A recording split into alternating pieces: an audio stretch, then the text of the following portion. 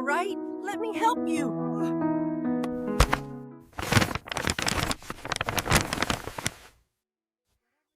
Matthew 7 verse 12. Do to others whatever you would like them to do to you.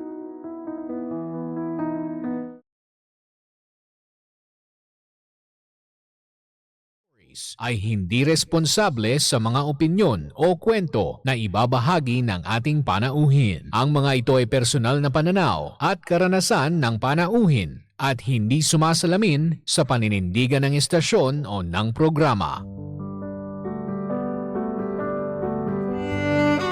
MX3 Stories. Mga kwento. Naranasan kong ma-discriminate ng sarili kong pamilya. Ang hirap, no? Kasi lumaban ka naman ng patas pero iba yung tingin nila sa'yo kasi PWD ka. Buhay. Hindi madali na malayo sa pamilya. Pero sa ikagiginhawa ng buhay nila, tinatagan ko yung loob ko. Pinangako ko sa sarili ko, anumang unosang dumating, ilalaban ko yung pangarap ko. At tagumpay. Bawat pait na dumaan, lahat yun, hindi ko na nararamdaman. Kasi, andito na ako eh. Naabot ko na. Ginapang ko to bang para kang laging umakit ng mundo. Pero, nung dumating na yung takdang oras para sa akin, napasalamat Lord talaga ako para sa kanya lahat ng ito. Thank you, Lord! MX3 Stories. Kwento Buhay. at tagumpay. Inspirasyon sa bawat kwento. MX3 Stories. Mga bangga, sa programang ito walang format ang success. Walang formula. Kanya-kanyang diskarte. Kanya-kanyang tirada. Ito po ang MX3 Stories, hatid sa atin ng MX3. Dito ako, believe.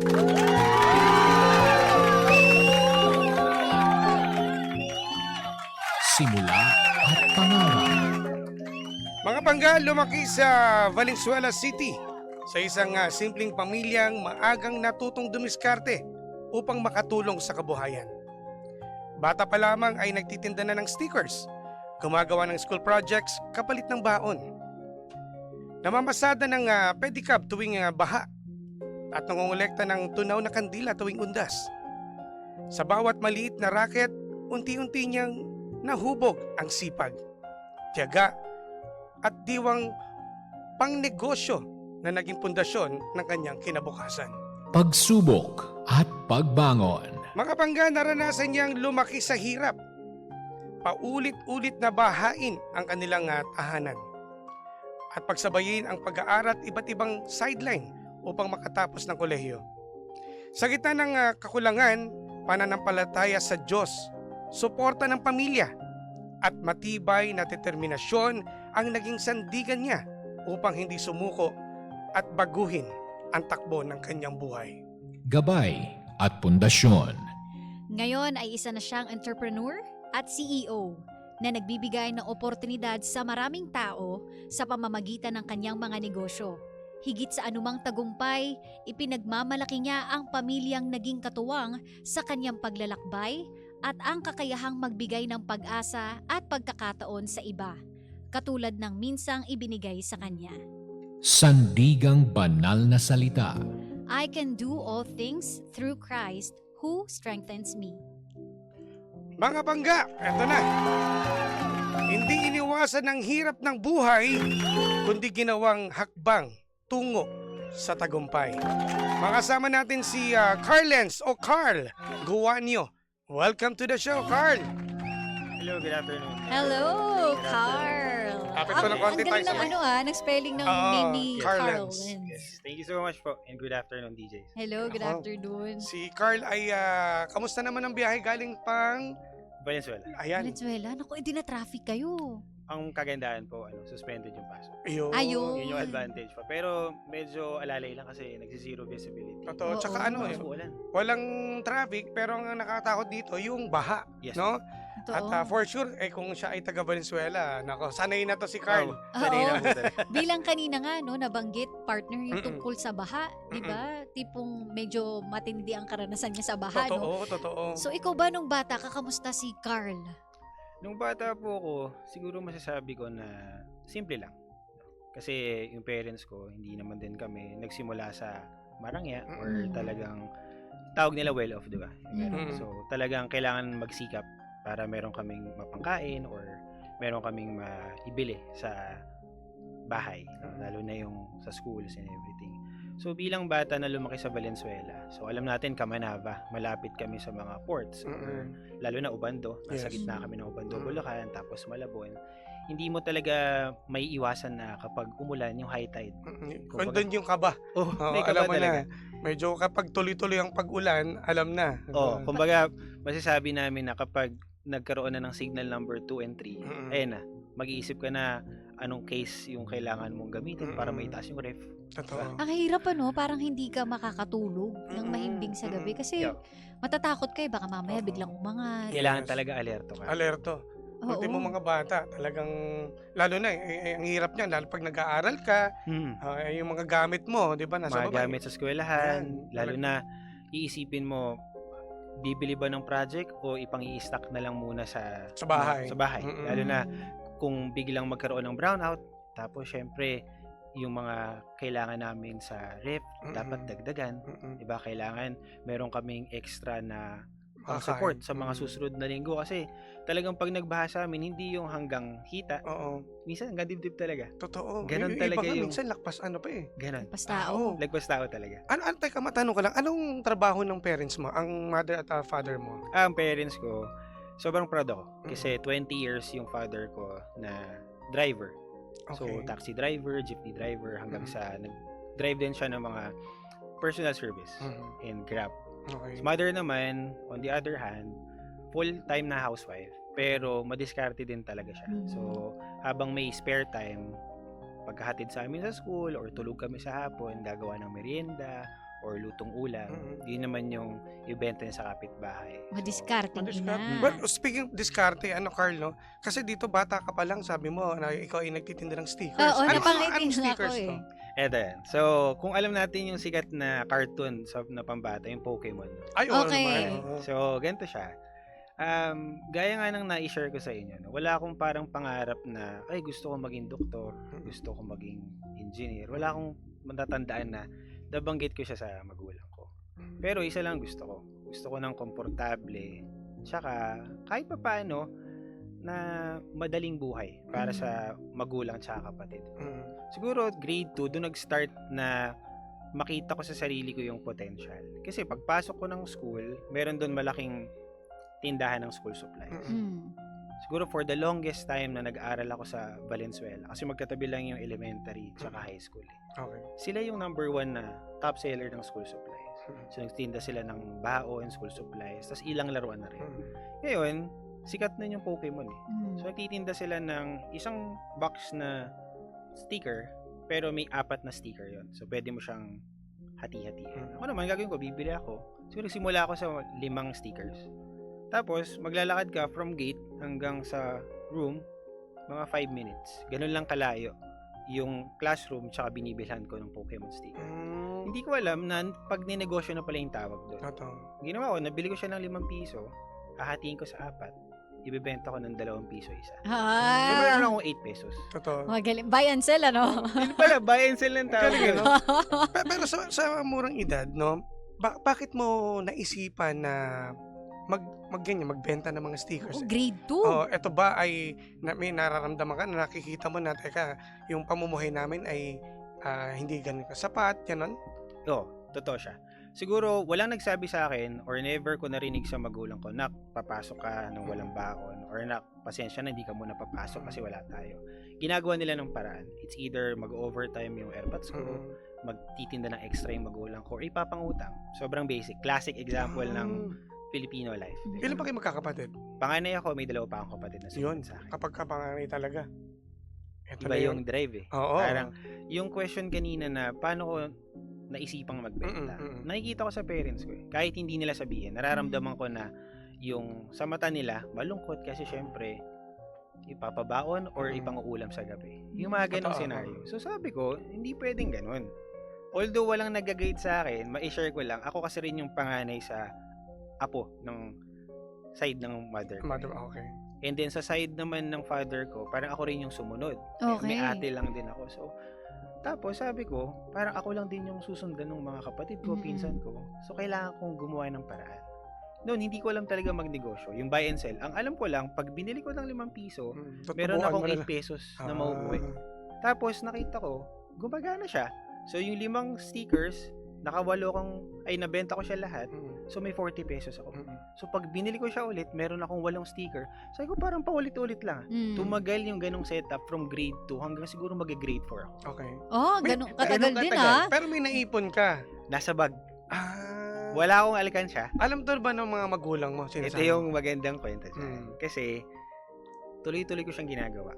Nasabi ko, minsan nagtatanong mother ko, hindi na ako nanghihingi ng pang extrang baon. Kasi sa school, uso yung bibili ka ng 5 pesos na sopas or chocolate.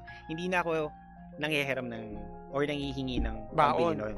Magbigay siya 10 pesos, 15 pesos. Laking kasing halaga na nun eh. Makabili ka ng juice, Totoo. ng biscuit. Nagulat siya, hindi na ako nanghihingi. Kasi, di ko sinasabi sa kanya, meron na ako nasusubi. Kahit pa konti-konti. Ang classic example niyan, parang kailangan ko na magpalit ng bag. Mag-grade 4 na kasi ako. Nagulat siya, bakit yung bag ko Mabigat. mabigat, puno ng barya. And then pag dukot niyang ganun, kung hindi ako nagkakamali, nasa around 2,500. Grabe. Wow! So nagtaka siya, sabi niya, Saan mo kinuha yung pera? yun ang unang tanong, saan mo kinuha? Sabi niya, ibalik mo yan kung saan mo kinuha. Ang galing ah. Oo. Diba, ibig sabihin din, ganun kabigat yung dinadala niya. Oo. Talagang sacrifice, no? Kahit nag-aaral ka, parang hindi Oo. lang mapakita. Tapos, ang naging diskarte ko pa, syempre, natatakot ako na isipin nila, meron akong ginagawang masama Oo. or nangungupit.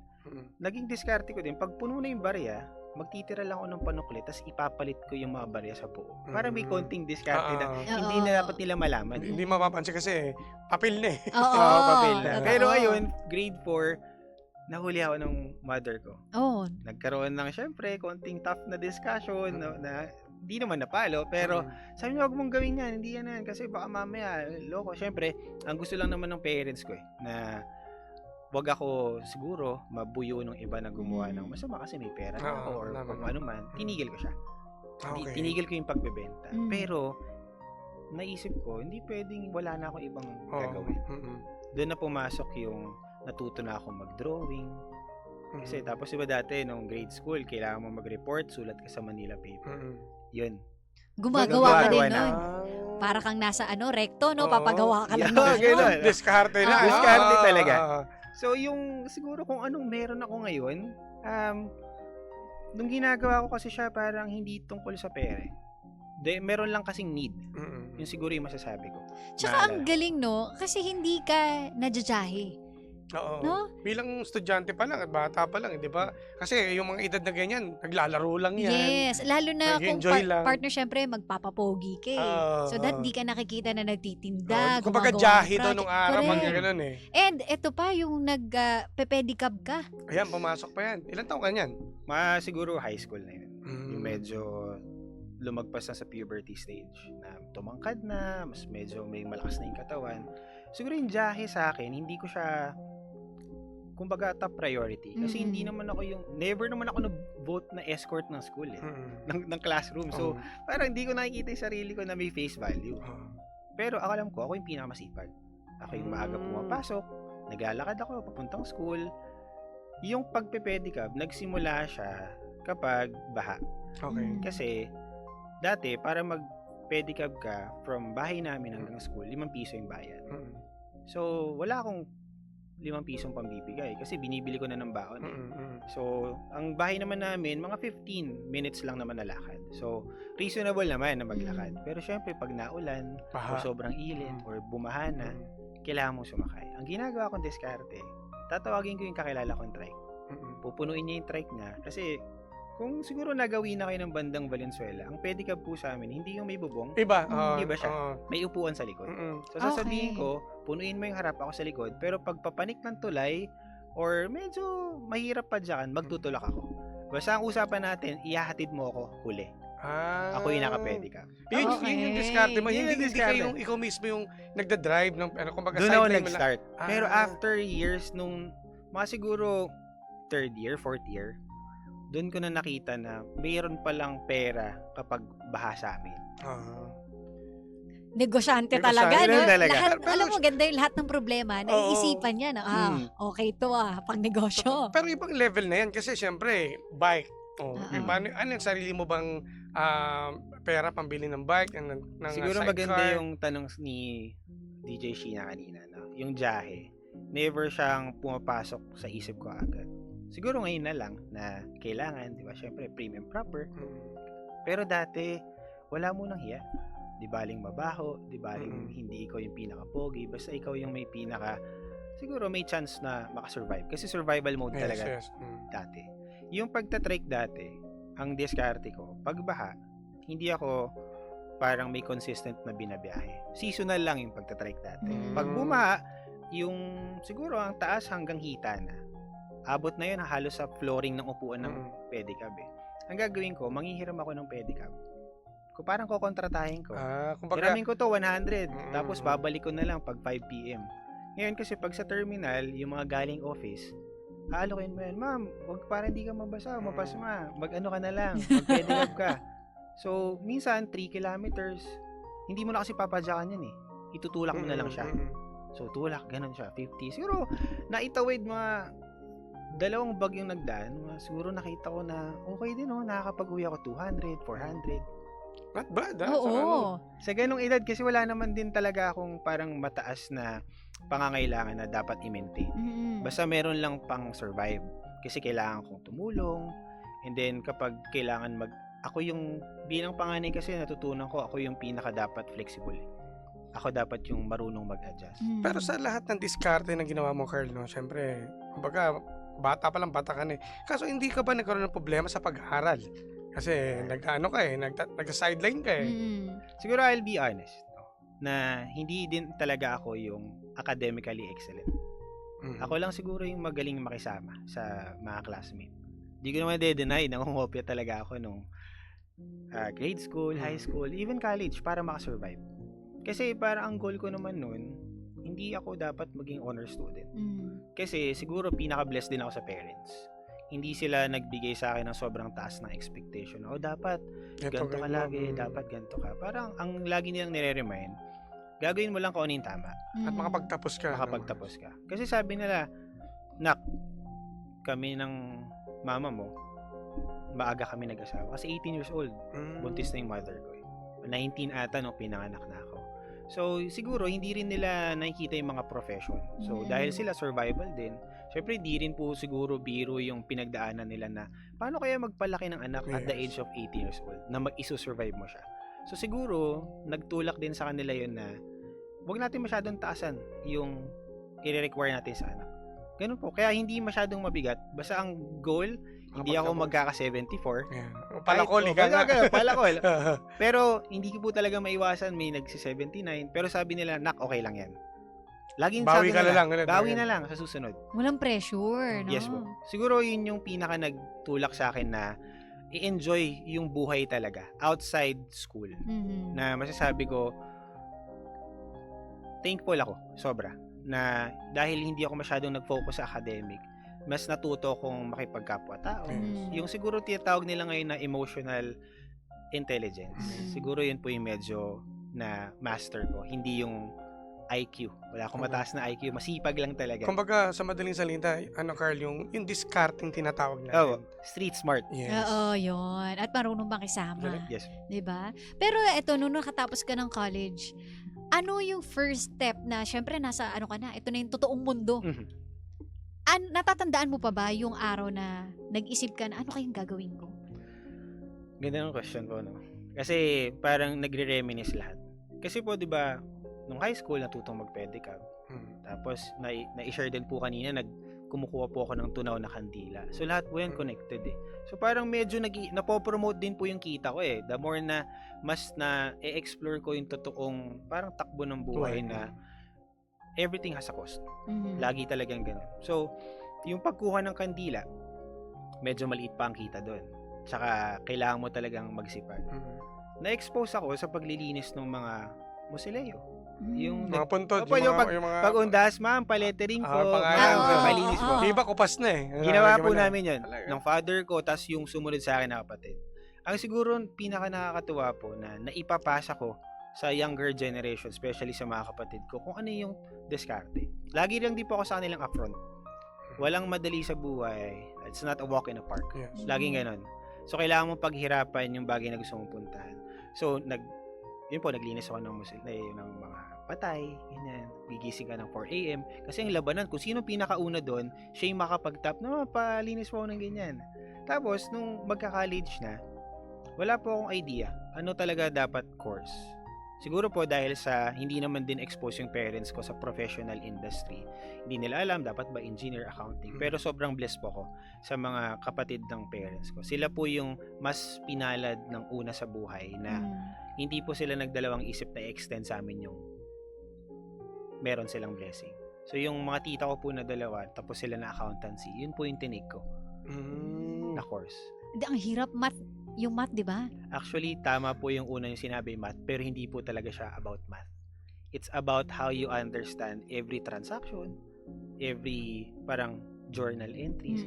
Hindi po ako, di ba, academically excellent eh. So, ang nire-require nun, magbasa ng ganito kakapal na libro. Kailangan formula, lagi ka up to ganyan. date. Kailangan sabi ko, nagre-recite ka dapat para napapractice mo yung tinuturo. Sabi ko, parang salungat yung ginawa kong decision. Yung pinasok mo. Oo, sabi parang Parang hindi mali ako- Parang gusto mag-back out yan. Ang kagandahan ng DJ, wala akong choice para mag-back out. Kasi, sabi ko nga, binigyan ko ng chance na magkaroon ng parents na supportive, tsaka yung extension ng extended family naka-extend din sa akin. Kahit hindi naman nila ako obligasyon pero andyan sila para tumulong. Kaya sabi ko, win or lose, dapat itutuloy ko siya. Doon po na naghalo-halo na yung paggawa ng report, pag-drawing, tuloy-tuloy po siya. Even yung, for example po, yung kailangan mo maging assistant ng teacher, ikaw yung magbubura ng blackboard para medyo close kayo. Ikaw pagsusulatin. Mag-check ka ng mga gagawa ko quizzes. Quizzes sila eh. So, Noisy. mga ganong diskarte. So, hanggat siguro masasabi ko na bago ako graduate ng college, marami pa akong sinubukan. Ang pinaka-proud lang siguro po, wala akong sinubukan na it's either makakasama sa iba or makakasama sa akin. Basta laging legal, tama lang. Kasi sabi ko, may karme, may balik lagi yan. Sabi ko, iikot, parang sabi ko nga, yung trabaho ng Airpass ko for the past 20 years, iikot yung gulong. Ngayon, magtitiis lang muna kami. Darating time, kami naman yung nasa itaas. Well, speaking of itaasan na, Carl, ikaw ba, napaisip ka ba minsan na eto ba yung mga binigay sa akin ng Panginoon? Na, syempre, bata pa lang, bata ka na sa pagtatrabaho. Never ka bang napatanong, Lord, ba't ito yung binigay mo na buhay sa akin?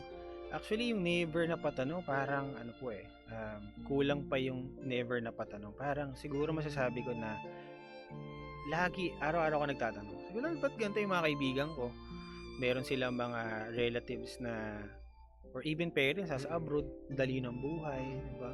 Bago damit. Masagana. Masagana po talaga. Kasi ako po, to share, ang uniform ko ng first year hanggang third year, hanggat hindi pa siya sobrang dilaw. Dadaanin na lang sa jobus na pakulay na kailangan mawala. So, sabi ko lagi kong tinatanong, Lord, bakit ito nangyayari? No? Pero siguro, never kong question si God na bakit ako lang or bakit kami. Siguro, naituro sa akin ng parents ko na manalig ka kasi meron siyang gustong ituro. And then, siguro habang lumalaki po ako, habang nakikita ko na the more pala ako nagsisipag, the more ako na hindi sumusuko every challenges. Doon ko natutunan na hindi pala dapat problema yung tawag sa problema. Challenge lang dapat. Tama. Kasi every challenges, meron niyang parang kaakibat na solution. So, magsipag ka lang or minsan maging matalino ka sa pagtatrabaho. Hindi ang tawag nilang work smart, hindi lang puro sipag. Makikita mo masasagot talaga siya. And doon po connected yung question ni DJ Sheena kanina na after college, ano yung naisipan mong trabaho or anong pasukin mo? Siyempre gusto ko po maging accounting clerk. Pero pinasok ko po yung mundo ng BPO. So, from 2016 hanggang 2019, naging part po ako ng BPO industry. And yun po siguro yung pinaka naghubog sa akin sa pagdating sa pag-intindi ng negosyo, paano yung dapat na pagpapatakbo ng team, tao. Kasi dati nung dumidiskarte ako lang kumbaga, buntot mo, hila mo Pero nung napunta na ako sa corporate industry, hindi na lang tungkol pala yun sa sarili. Tungkol na rin kung paano ka mag-empower ng ibang tao, paano mo sila ma-motivate or ma-convert to something good to being better. Yes. So, doon ko po natutunan na, okay, kaya pala, nagsisikap ako dati para mas maintindihan ko na merong mga taong kailangan ng tulong ko or kung ano yung mga natutunan ko before, pwede kong i-share sa kanila na makakatulong as a whole sa organization. And then pinalad po, after siguro ng 2016 to 2019, sa dami ng internal job promotion interview na tinry ko. Kasi every time meron internal job promotion, kahit hindi yan inline sa position ko, tatry ko yan. Kasi andun na yung need na meron na akong kapatid na nag-aaral, college na din. Tapos, syempre, laging napapagod na ako ng taas ng gamit. Kailangan namin umupa sa mas okay na tirahan. And then sabi ko, doon ko nakita na totoo pala yung rat race. Na paulit-ulit kapag wala kang ginawang move or kilos sa pang-araw-araw mong buhay. Kaya kahit po supervisor, operations manager, or pinaka-head ng buong call center team, dumidiskarte pa rin ako. Si mother, magaling siya magluto, pati si father side, na embed sa akin yung magaling din magluto. Medyo konting yabang. Nandun na. Meron tayong talent sa pagluluto. Nasa dugo. Ma-share ko lang. Nagbebenta po ako ng mga lutong ulo. Sa mga Pack lunch. Pero may diskarte. Dahil may posisyon ako, medyo hindi siya ethical, pero nakiusap ako dahil siguro sa galing makisama. Nakiusap ako sa mga na sabi ko, gusto ko yung trabaho ko. Masaya ako kung nasan ako ngayon. Pero hindi sapat. So sabi nila, Carl, hindi pa namin kayang itaas yan, so on and so forth. Pero sabi ko, okay lang ba? Magtitinda ako every payday. So, every coaching session, tara, coach kita. May lunch akong baon. Kung hindi naman lunch, pupunta ako ng Bulacan, bibili ako ng mga backfat chicharon. Bibenta ko siya, papatong 50. Natawa pa nga ako minsan, mas mataas pa yung kita ko sa sideline kaysa dun sa paycheck. So, tuloy-tuloy mo na. Tuloy-tuloy talaga siya. Okay. And then, nakakatuwa, ngayon ko na-realize yung question ni DJ Sheena kanina na, walang jahe, Carl. Kasi kahit ganto, may formal. From Galleria hanggang Marco Polo. Nilalakad ko po yun, bit-bit yung plastic na yung mga paninda. Pula tsaka puti. Na, yung pandivisorya. Ganon diskarte. Or naka-eco bag na. Umabot sa point na eco bag na sobrang parang balikbayan kagaling probinsya. Walang problema. Siyempre, pawis-pawis ka. Diba? Kasi ang katwiran ko, at the end of the day, pag pinagtawanan mo ako rin naman yung maraming pera. Tama. Ako yung merong mauuwi. Kapag hindi ko naman kailangan i-prove yung sarili ko sa ibang tao. Meron akong family na kailangan parang i-survive. Parang I never go out to impress other people. Gusto ko lang express ano yung gusto kong gawin, saan ko gusto pumunta, gusto kong tulungan yung family ko, mas maka-empower ako ng ibang tao. And then, eto na po. So, ang galing alam mo yung bilang nanay, kung ako yung nanay, parang, Diyos ko, maiiyak ako. Proud na proud ka. Oo, nakaka-proud. Na tipong, syempre, yun nga, ang mga lalaki, madalas sila nga nandiyahe. Oo, totoo. Ganyan. Nung magbitbit ka nga lang, payo nga na may mahaba. Pero pumapasok siya sa isip ko. Kasi sa LRT, syempre, papasok ka, siksik. Tapos parang ako, dala ko 3 tao kasi laki ng bag. Titignan ko ng tao mula ulo hanggang paa. Pero iisip ko, iwan ko na lang yung paninda ko dito. Parang ang hassle, parang iniisip nila, ba naman to, naka long sleeve, tas bibit-bit na ganyan. Pero sabi ko, meron lagi bumubulong sa akin eh. Sabi niya sa akin, huwag mo silang intindihin. Tuloy mo lang. Tapos, totoo po na hindi naman natutulog yung nasa taas. Yes. Nakikita niya palagi. Parang, titignan ko pa yung buhay ko, lagi lang siyang parang laro.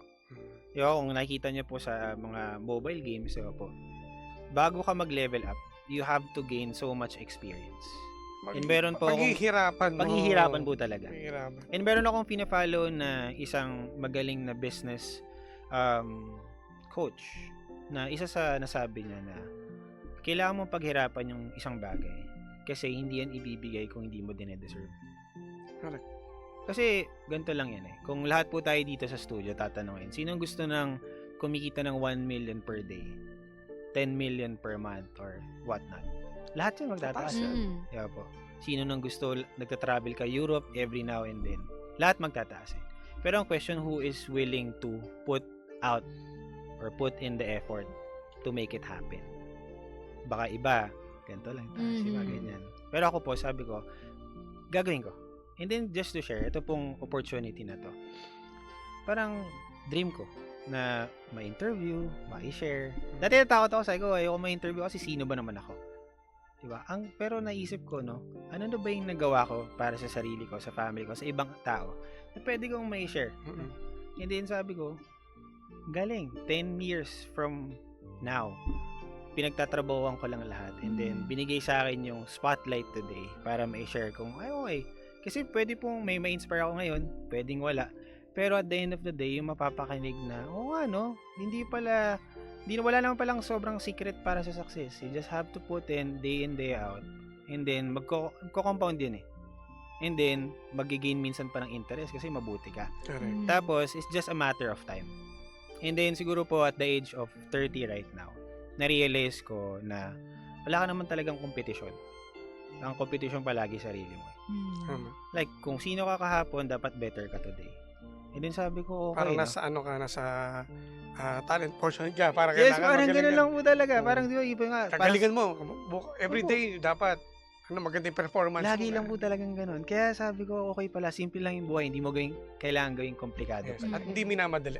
Totoo po. Oo, yun yung isa sa natutunan ko sa kwento niya nun. Kumbaga may tamang oras talaga para sa'yo. So, Eto na, Carl. Ngayon, iba na si Carl ngayon. Yes, CEO. CEO. Itong gusto kong tanong, malamang marami din mga nagtatanong mga pangga natin. Ano ba yung biggest learning mo sa mga napagdaanan mo sa buhay? siguro po ang biggest learning na mai-share ko sa lahat ng viewers o nakikinig sa atin. No? Huwag mong isipin kung ano lagi yung sasabihin ng iba. Kasi marami po akong kilala na mas talented sa akin, mas meron silang leverage or advantage kasi meron silang connection, sapat yung financial nila. Ako po, nagsimula talaga sa wala eh. Lahat po, utang talaga. And until now, I'm still paying those debt na nagmula sa maling decision. Kasi wala rin naman din pong parang business owner sa family, sa mother and father side. So walang magsasabi sa akin na, Carl, ito ang ganito, Carl. Wala po talaga. Nakikinig lang ako ng radyo, nakikinig lang ako sa mga podcast and reels and everything. Habang nagdi-deliver ako dati ng bigas, itlog and everything, nakikinig lang ako lagi. I'm just learning from other stories. Anong okay sa kanila na mag-applicable sa akin, yun yung gagawin ko. Yung hindi ako magpapa-apekto. Sila yan eh. And then, kaka-ignore ko sa sasabihin ng iba. Doon ko natutunan na kapag nagpo-focus ka pala kung sino ka at ano yung target mo na gusto mong maging ikaw, tapos hindi mo iisipin na, ay, wag ko na lang ituloy kasi sasabihin ng ganito, baduy, sabihin ng iba, ay, hindi okay ang grammar mo. Ayun, kinu-question ko sarili ko, kung hindi ko to gagawin ngayon, kailan ako matututo? Yes. Kasi wala naman din po talagang ibang makakapagturo sa atin kung ano yung tama at mali. Kundi tayo din mismo sa sarili nating experience. Diba? Kasi ang dami natin naging teacher, grade Yes. school, high school, college eh. Why are we still committing mistakes? Or bakit meron pa rin parang repetitive errors? It's because siguro ayaw nating itama or talagang iniintay natin na tayo yung talagang hard lesson. Mayroon kang malaking kailangang bayaran para ikaw yung mismong matuto or kilusan yun. So, yun po yung gusto kong i-share, lalo sa mga bata na huwag na isipin kung gusto mong gumawa ng article, gusto mong maging photographer, or kahit ano man ang gusto mong gawin, just always show up. Whether meron kang makukuha or hindi, show up lang. Kasi po ako parang lahat po ng tinry kong negosyo, marami pong lugi, maraming talagang palpak. Iba nga po, hindi na lang break even eh. Iba po talaga nabaon pa sa utang. Gaya nga po nasabi ko hanggang ngayon, binabayaran ko iba, tinatapos ko. Kasi nakita ko na walang ibang magsasabi sa akin kung tama or mali yan, yung situation ko talaga mismo. And never kung parang pinasok yung isang bagay dahil meron akong sure na makukuha. Hindi. Magpag-aaralan ko siya, magtatanong ako. Hindi ko muna laging kailangan yamado ko lagi bago ko gagawin. Hindi. It's always a risk eh. Sabi ko nga, paano ko tatayaan ng ibang tao kung ako mismo hindi ako marunong tumaya sa sarili ko? Alright. So, every time na may gagawin po ako, lalo na po yung business ko, ako lang po yung unang supporter niyan. Kinuwento ko sa parents ko, sige na, okay naman yan. 3 na kami. Kinuwento ko sa kapatid ko. Sa lumaki ng Hanggang sa lumaki. lumaki. Pero, lahat po siya nagsimula sa sarili. Kasi walang, hindi mo susuotin yung uniform mo or yung backpack mo, hindi mo upuan yung mga homework mo and everything kung wala kang tiwala sa sarili. Doon po talaga magmumula yun. Tapos, Wala lang. Dead ma lang sa iba. Pumalpak, okay, sige. Ano naman tayo, very Pinoy. Maraming mga Pinoy sa atin na ang daming say. Oo. Ang daming mga sabi-sabi. Basta ikaw, nakikita namin na talagang ang diskarte, tuloy mo lang. Oh. Kung ano yung plano mo Hindi ka Totoo. sumuko. Diba? Kumaga, wapakils. Wapakils, The art oo. of deadma. Yes, Deadma. Ganon. Ito naman, ano yung masasabi mo sa lahat ng mga tao na sumuporta sa'yo simula nung umpisa? Ayan, siguro okay lang po ba na i-mention ko sila? Yes, oo naman. oo naman. Siguro po, unahin ko na yung wife ko. Dito siya. So, number 1 supporter talaga yun. Ever since na I decided to settle, andyan siya. Sabi ko, okay din pala pag may nakasuporta sa'yo na wala ka pa. Tapos ngayon, medyo malayo-layo ka na. Andyan pa rin siya. So, siya yung pinaka nauunang makaramdam kung ano man yung binibless sa amin. Second, syempre, yung nasa itaas. Hindi ko magagawa lahat ng to kung wala yung parang gabay niya, yung answer niya sa akin, lalo pag pupunta ako ng Baclaran na sobrang lost na ako, lahat na lang ng tinry ko, puro palpak and everything. And then, syempre, wala naman makakabura nun. Parents, mama, si daddy, and then, lahat ng nakapaligid sa akin, mula sa kapatid, pinsan, syempre, number 1, sila nanay, saka si tatay, yung lolo ko. Kasi yun talaga yung tumayong, parang guardrail bukod sa parents. Yung simpleng abot ng lola. Dagdag mo to. Konting kupit sa bulsa ni tatay. Totoo yan. So, ganun talaga. Parang sabi ko, okay. And then, syempre, sobrang blessed ako sa mga tita ko. Sa side ng father ko, lahat ng tito and tita, full support. And then, sa side naman ng mother ko, full support din. So, even friends, wala naman ako masyadong kaibigan na madami. Konti lang. Hindi ako like parang famous, Parang, pero masasabi ko na yung friends ko from nursery hanggang ngayon, friend ko siya, best friend. Wow! Wala, elementary. Sila talaga yung masasabi kong friends ko Solid, na Solid. low maintenance. Yeah. Na busy kami sa buhay, may kanya-kanyang pamilya na, pero the moment na kailangan ng isa laging nandyan. Tapos Yan ang yung friends ko sa totoong Valenzuela, nakatuwa kami, iba managers na, promoted na, and then 4 lang kami na magkakaibigan doon. Sila lang talaga lagi kong kinakausap. Nung share ko nga na, mag-guest ako sa Henry, sabi niya, kakatuwa, share mo yung kwento natin. So kami magkakasama hanggang ngayon, sama pa rin kami. And then, syempre, yung mga tumayong magulang ko sa labas ng bahay, which is nagtatrabaho na ako. Yung mga mentors ko, yung mga bosses ko talaga na nakita kong nagtiwala din sa akin, every promotion, binibigyan nila ako ng reviewer, paano kailangan ganito presentation gagawin. Sila, naging ninang din namin sila sa kasal and everything. So, siguro masasabi ko na napakayaman ko. Hindi pagdating sa financial, pero yung moral support, yan yung hindi kayang tumbasan ng pera. Tama. Kasi mawawala lahat, pero pag andyan yung sabi na, sige, go mo. Naniniwala kami sa'yo. And syempre, sa buong team ng Powered by People, nung sinabi ko mag-guess ako, sabi na, anong kailangan gawin? Anong kailangan i-share? We share the same vision. Kasi we want to provide like top-notch income opportunity, one Filipino life at a time. Whether local client yan or international. So, sobrang grateful sa ganong opportunity na meron ka. Kasi sabi ko, yung pera susunod yan. Diba? Laging susunod siya paragi sa Iba pa rin yung meron kang makakasama talaga, Yung kaagapay, Yung totoong kaibigan. Oo, hindi lang sa party-party, Hindi lang sa mga kasiyahan niya. Oo, sa hirap at ginhawa talaga. Galing. At dahil dyan, maraming salamat sa iyong kwento para tayong ngayon, seminar. Seminar! Na Marami retreat. Marami Diba? natutunan kay Carl. At dahil dyan, Carl, tanggapin mo ang paghanga at pagkilala kay Carl Guanyo para sa pagbabahagi ng inyong kwento ng sakripisyo at tagumpay sa programang MX3 Stories na nagsilbing inspirasyon sa bawat pangga. Kasama ang aming mga puso at pasasalamat, DJ Jimbo and yours truly, DJ Sheena. Eto, Carl, para sa'yo. At Para nako, sa'yo. Meron pa. Yes, Thank ito you so naman ay mula sa MX3. Dito ako, Thank you, Believe.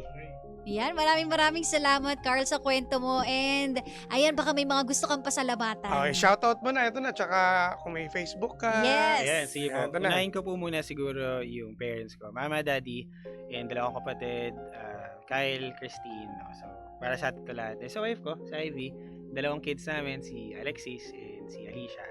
Then syempre, nanay, tatay, and then sa lahat ng tito and tita ko, nandito man sila sa Pinas or iba nagtatrabaho sa abroad. So lahat ng paghihirap natin dati, ito na siya. No?